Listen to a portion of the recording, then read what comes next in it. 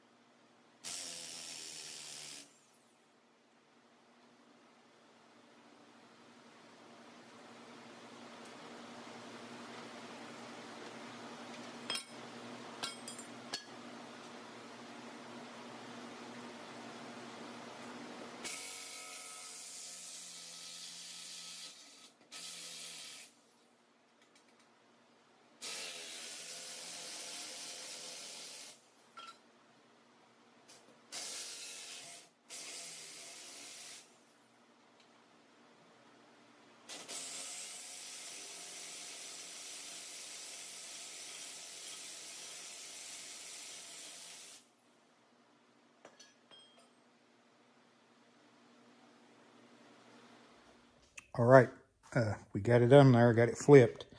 Quite the task, but we got it done. Got the U-bolts, the shocks put in place. Still haven't put the drive shaft back. I'll bolt it up probably tomorrow. But I broke a bolt off in the front hanger. That's why the screwdriver is sticking in the slot there. So it was froze up in the bushing, like they never got it out. So I had to get a bolt for that. But everything else looks pretty decent. Okay, as we're wrapping up the C-notch and the rear end front pinion seal was leaking around the yoke, the drive shaft, so we're going to put a new seal in that and before we cap that back up. And everything else looks pretty good. I'm waiting on a bolt for the shock over here. I had to actually cut one off. Had bad threads, so I got to pick one of those up. That pretty much wraps it up. It's really dropped it dramatically in the back. Can't really tell until we get the other tire on and get it off the jack stands, but it's going to be a significant drop in the rear end on it. So that's where we're at. The actual kit wasn't too bad of a job to put in. I did manage to do it by myself, but it was a struggle with jacks and jack stands and moving around. When you get the rear end loose, it's rather heavy to have to manipulate, but got it done and got it put back in there. So that's where we're at.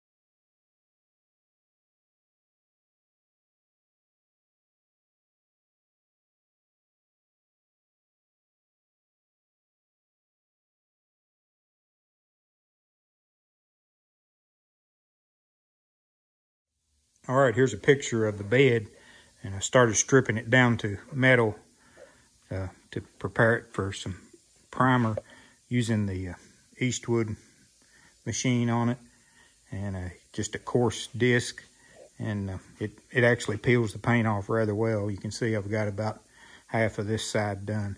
This bed does have some damage right there on the side that I'm going to have to fix. Has a rust hole right there over the wheel well on this side. The rest of it is really, really clean all the way down to this corner cap. I'm going to have to put those sections in on both sides. The passenger side, for some reason, is a little more rusty, but it's good almost all the way along except for this top edge over the wheel arch and this panel here, which I can get a replacement section for that. But everything else looks good. I had some Bondo on the top, but I think the Bondo was mainly because they welded up some holes on the top of the bed, and some of them they just put Bondo in, so I'm going to weld those up too. Probably going to eliminate the stake pockets on top of the bed just for a little cleaner look. But all in all, I'm pretty well satisfied. What I give for the bed, I couldn't even buy a new floor for it. And if you want to take a look at this floor, other than being dusty and dirty, no rust.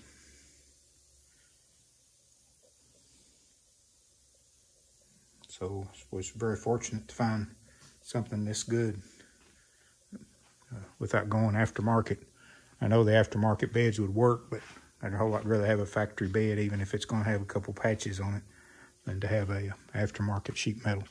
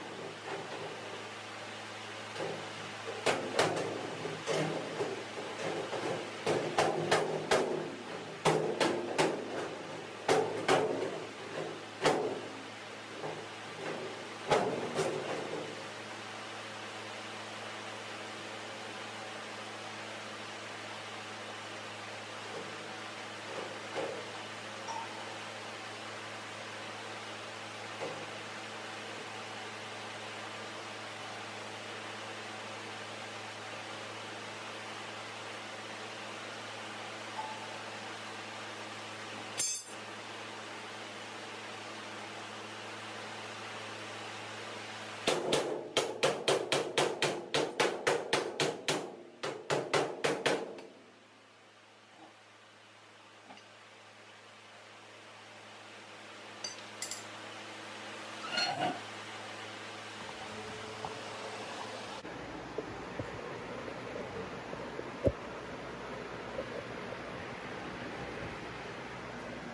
we got a bunch of that pulled out.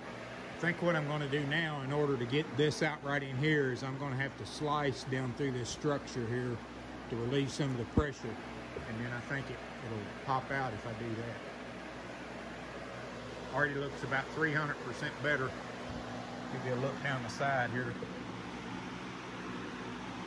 Still got that dent right there. Looking better.